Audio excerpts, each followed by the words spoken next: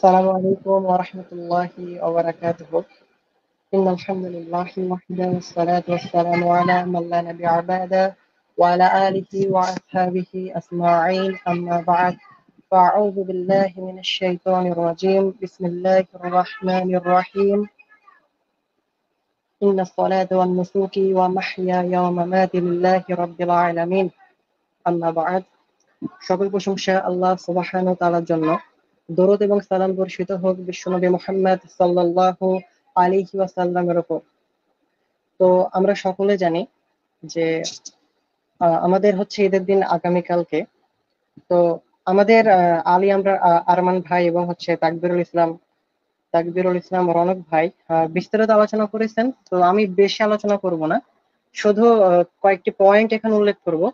আহ, মানে কুরবানির বিষয়টা একটু স্মরণ করে দেবো আর কি, যে কুরবানির বিধিবিধান কি, শর্ত সমূহ কি কি, কুরবানির চামড়া সম্পর্কে কি বিধান রয়েছে, এগুলো সংক্ষেপভাবে আলোচনা করব। তারপরে হচ্ছে কুরবানির মাংস কত ভাগে ভাগ করা যায়, এবং শরিকানা মানে কুরবানির পশুর শরিকানা কেমন হতে হবে, উটে কেমন, বকরি দুম্বাতে কেমন, তারপরে হচ্ছে কুরবানি দেওয়ার সময় কি বলতে হবে, আর কুরবানির বিধানটা কি, ওয়াজিব ফরজ নাকি সুন্নাহ, এতটুকু শুধু সংক্ষিপ্তভাবে জানাই দেবো আর কি। তো প্রথমেই আমি বলি যে কুরবানি বিধান কি। আমাদের কাছে বিশুদ্ধ মত অনুযায়ী কুরবানি হচ্ছে সুন্নতে মুআক্কাদা। তো ইমাম মালিক রাহিমাহুল্লাহ তার মুয়াত্তা মালিকের মধ্যে 2 নম্বর খণ্ড 487 পৃষ্ঠার মধ্যে বলেন যে কুরবানি করা হচ্ছে সুন্নাতে মুআক্কাদা, আমার ওয়াজিব নয়। তবে আমি এটা পছন্দ করি না যে কারো সামর্থ্য থাকার পরও সে কোরবানি বর্জন করুক।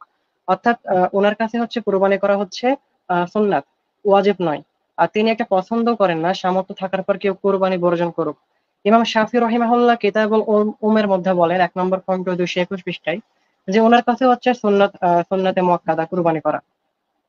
মারিফাতুল সুনান ওয়াল আসারের মধ্যে ইমাম আহ, আহ, সাইয়েদনা আবু বকর রাদিয়াল্লাহু আনহু এবং উমর রাদিয়াল্লাহু আনহুর কাছেও কুরবানি হচ্ছে ওয়াজিব নয়, বরং তাদের কাছেও কুরবানি হচ্ছে সুন্নাত পর্যায়ের। যদি ওয়াজিব হতেন তাহলে তারা কখনো কুরবানি ত্যাগ করতেন না।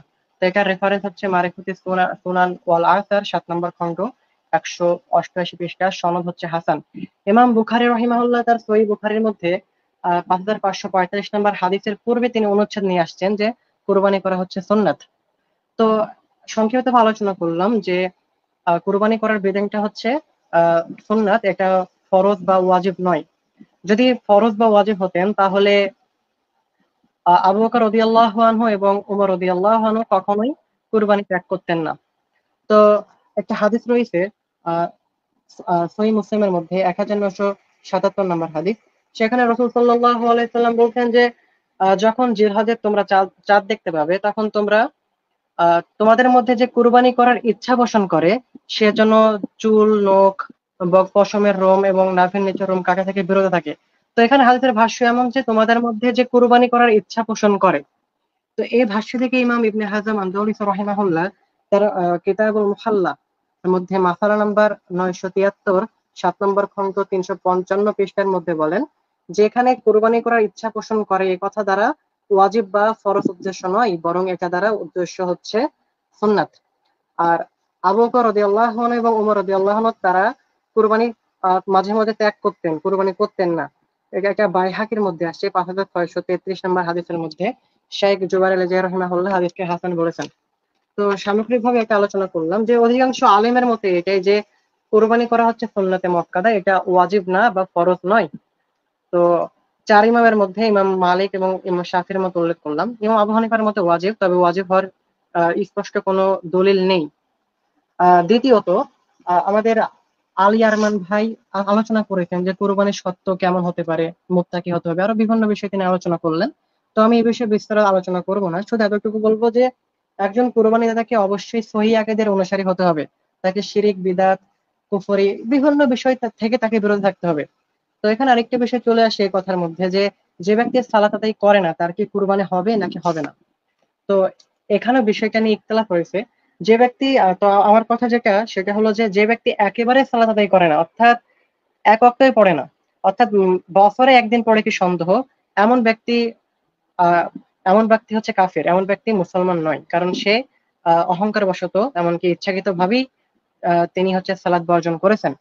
তো কাফিরের জন্য কোরবানি দেওয়ার কোনো প্রয়োজন নাই, কারণ তার তো সালাহ, তার ইমানই নাই। যার ইমান নাই তার কোরবানি দেওয়ার কোনো প্রয়োজন নাই। তবে যে ব্যক্তি সালাত আদায় করে, মাঝে মাঝে ত্যাগ করে অলসতা বশত, তো বিশুদ্ধ মত অনুযায়ী ওই ব্যক্তি হচ্ছে ফাসিক, ফাসিক হিসেবে গণ্য হবে। আর তিনি, তার কুরবানি কবুল হবে আর কি। তবে তিনি কুরবানি করাবেন এমন ব্যক্তির দ্বারা যিনি নিয়মিত সালাত আদায় করেন, এমন ব্যক্তির দ্বারা তিনি কুরবানি করাবেন। আচ্ছা, দ্বিতীয়ত হচ্ছে কুরবানি করার জন্য যেটা করতে হবে সেটা হচ্ছে জিলহজ মাসের চাঁদ দেখার পূর্বে তাকে নিয়ত করতে হবে যে সে কুরবানি দিবে কিনা। আল্লাহ রাসূল হাদিসের মধ্যে বলছেন যে তোমাদের মধ্যে যে কুরবানি করার ইচ্ছা পোষণ করে সে যেন আহ, মানে তার চুল, নখ, তারপরে বগলের পশম, তারপরে হচ্ছে নাভির নিচের রোম ইত্যাদি কাকা থেকে যেন বিরত থাকে। তো ইচ্ছা, এখানে কোরবানি করার ইচ্ছা পোষণ দ্বারা নিয়ত উদ্দেশ্য। সহিহ মুসলিমের 1977 নম্বর হাদিস। আর এখানে আরেকটি বিষয়, যে যদিও বিষয়টি ইখতিলাফি, যে যে ব্যক্তির সামর্থ্য নেই এমন ব্যক্তির কুরবানি কিভাবে দিবে সে। তো সুনানে আবু দাউদের মধ্যে একটা হাদিস আছে, 2789 নম্বর হাদিস। আমাদের কাছে হাদিসের সনদের মান হচ্ছে হাসান। শাইখ জুবাইর আলী জিয়া রহিমাহুল্লাহ এবং শাইখ শুয়াইব আরনাউত রহিমাহুল্লাহ সনদকে শক্তিশালী বলেছেন, জুবাইর আলী জিয়া হাসান বলেছেন সনদকে।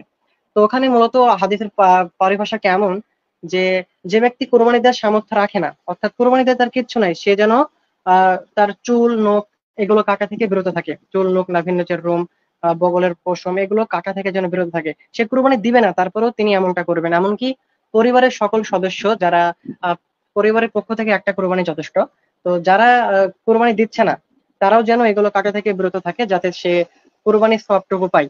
এখন এখানে প্রশ্ন থাকতে পারে যে যে ব্যক্তি উট কোরবানি দিবে আর যে ব্যক্তি নখ চুল কাটবে না, তাদের উভয়ের কোরবানি কি সমান হবে কিনা? না, এখানে উভয়ের কোরবানি কখনোই সমান হবে না। এর কারণ হচ্ছে রাসূল সাল্লাল্লাহু আলাইহি সাল্লাম বলেছেন হাদিসের মধ্যে যে সবচাইতে উত্তম কুরবানি হচ্ছে উট, তারপরে হচ্ছে গরু। এভাবে আল্লাহ রাসূল স্তর বিন্যাস করেছেন। সুতরাং যার একেবারেই কিচ্ছু নাই, সামর্থ্য নেই, সে যেন চুল, নখ কাটা এগুলো থেকে, বিভিন্ন বিষয় কাটা থেকে বিরত থাকে, তাহলে সেও কুরবানির সবটুকু পাবে ইনশাল্লাহ। তো আরেকটি বিষয় আলোচনা করবো, সেটা হলো যে কুরবানির চামড়া কি করবে। সবচাইতে বিশুদ্ধ মত অনুযায়ী কোরবানির চামড়া হচ্ছে মিসকিনকে বন্টন করে দিতে হবে। আলী রাদিয়াল্লাহু আনহু থেকে এমনটাই বর্ণিত হয়েছে সহিহ মুসলিমের 1300 মানে 1317 নম্বর হাদিসের মধ্যে। আর কোরবানির চামড়া কখনোই কসাইকে দেওয়া জায়েজ নয়। ভুল করেও কসাইকে কোরবানির চামড়া দেওয়া যাবে না। অনুরূপভাবে কারো মজুরি হিসাবে কোরবানির গোশত প্রদান করা যাবে না, বরং এটা হারাম। কারো মজুরি হিসাবে, পারিশ্রমিক হিসাবে কুরবানির গোশত প্রদান করা যাবে না। যদি তার হক থাকে আলাদা হিসাবে, আত্মীয়তার হিসাবে অথবা অন্য কোনো হিসাবে, তাহলে সেটা ভিন্ন হিসাব, তবে মজুরি হিসাবে দেওয়া যাবে না। এখন কুরবানির বন্টন, মাংস বন্টন কিভাবে করবে। তো কুরবানির মাংস বন্টনে কোনো জোর জবরদস্তি নেই। তবু কেউ চাইলে পরিপূর্ণ মাংস সে নিজেই খাইতে পারে। তবে এটা উত্তম নয়, এটা উত্তম বলা কখনোই উচিত না। কারণ আল্লাহ তাআলা পবিত্র কোরআনে সূরা হজের 28 নম্বর এবং 36 নম্বর আয়াতে যে এখানে নিজেকে খাইতে বলেছে, আত্মীয় স্বজনকে দিতে বলেছে, গরিব মিসকিনকে দিতে বলেছেন। তো কেউ চাইলে পরিপূর্ণভাবে নিজেও খেতে পারেন, তবে এটা উত্তম নয়। দ্বিতীয়ত গরিব মিসকিনকে ভাগ দিতে হবে। তৃতীয়ত আত্মীয় স্বজন, বন্ধু বান্ধবদের ভাগ দেওয়া জায়েজ রয়েছে। সূরা হজের 28 এবং 36 নম্বর আয়াত পড়লে সেটা আমরা বুঝতে পারবো ইনশাআল্লাহ। তো শরিকানা, একটি কুরবানি কত কি শরিকানা। বকরি, দুম্বা, ভেড়াতে এক ভাগে যথেষ্ট, একজনের পক্ষে একটাই দিতে হবে।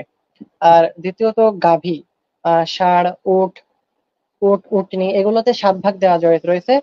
কিছু কিছু হাসান সনদে বর্ণিত হয়েছে যে উট এবং উটনিতে 10 ভাগ দেওয়া জায়েজ রয়েছে, সহিহ মুসলিমের 1318 এবং তিরমিজির 1501 নম্বর হাদিসের মধ্যে। আর কুরবানি দেওয়ার সময় ব্যক্তি কি বলবে? বিসমিল্লাহ বলবে এবং আল্লাহু আকবার দুটাই বলবে। আল্লাহু আকবার বলবে এবং বিসমিল্লাহ বলে কোরবানি করবে, এটা সুন্নাহ। সহিহ মুসলিমের 1966 নম্বর হাদিসের মধ্যে শুধু বিসমিল্লাহ বলাও জায়েজ রয়েছে, তবে বিসমিল্লাহি আল্লাহু আকবার এটা বলা বেশি উত্তম। আর পুরো পরিবারের পক্ষ থেকে একটা কোরবানি যথেষ্ট, তিরমিজির 1506 নম্বর হাদিস। আর মৃত ব্যক্তির পক্ষ থেকে কোরবানি করার যে দলিলগুলো রয়েছে সেগুলো সহিহ নয়, সেগুলো সবগুলো জয়ীফ। তো আমরা এগুলো থেকে বিরত থাকার চেষ্টা করব। তো এখানে এটাই আর কি সংক্ষিপ্ত আলোচনা করলাম, যে আসলে একবার করে স্মরণ করিয়ে দিলাম যে কুরবানির বিষয়টা কেমন, বিধান কেমন, কি কি শর্তাবলী অবলম্বন করতে হবে, কুরবানির চামড়া সম্পর্কে বিধান কি, শরিকানা কেমন, কয় ভাগে ভাগ করতে হবে, কিভাবে কোরবানিটা করতে হবে। আর দ্বিতীয়ত আরেকটি বিষয় বলবো আমি এখানে, যে সেটা হলো কোরবানি বা বিভিন্ন অনুষ্ঠানকে কেন্দ্র করে আমাদের অনেক ছেলেরা হাতে মেহেদি দিয়ে থাকে।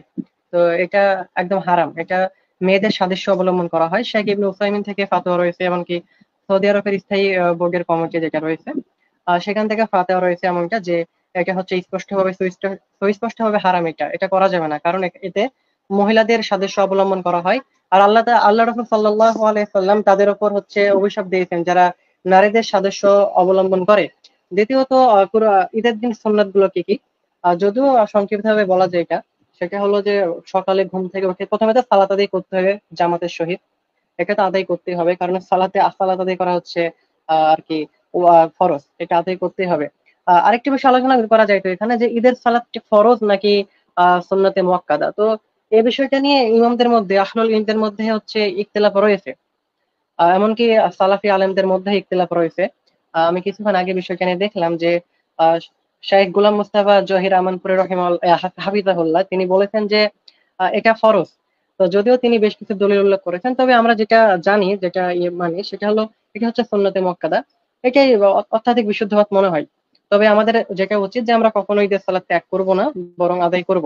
তো আর রাসূল সাল্লাল্লাহু আলাইহি সাল্লাম ঈদের সালাতের পূর্বে তিনি, মানে ঈদুল ফিতরের দিন তিনি বেজোড় সংখ্যক খেজুর খেয়ে যেতেন। আর ঈদুল আজহার দিন তিনি যতক্ষণ না কোরবানি দিতেন ততক্ষণ পর্যন্ত কিছু খাইতেন না। আর দ্বিতীয়ত আহ, মানে গোসল করা হচ্ছে সুন্নাত আর কি। আব্দুল্লাহ বিন উমর রাদিয়াল্লাহু আনহু মুয়াত্তা মালিকের মধ্যে হাদিস রয়েছে যে সহিহ সনদে, যে তিনি ঈদের সালাতের পূর্বে হচ্ছে গোসল করতেন, সুগন্ধি ব্যবহার করতেন, এমনকি নতুন ভালো পোশাক পরে যেতেন ঈদগাহে। এক রাস্তা দিয়ে যেতেন, অন্য রাস্তা দিয়ে ফিরে আসতেন। এটা হচ্ছে ঈদের সুন্নাত, রাসূল সাল্লাল্লাহু আলাইহি সাল্লাম থেকে এমনটাই বর্ণিত হয়েছে আর কি। তো এই হচ্ছে আমার সংক্ষিপ্ত আলোচনা। তো আলোচনা আমি এখানে সংক্ষিপ্ত করছি। আসসালামু আলাইকুম ওয়া রাহমাতুল্লাহি ওয়া বারাকাতুহু।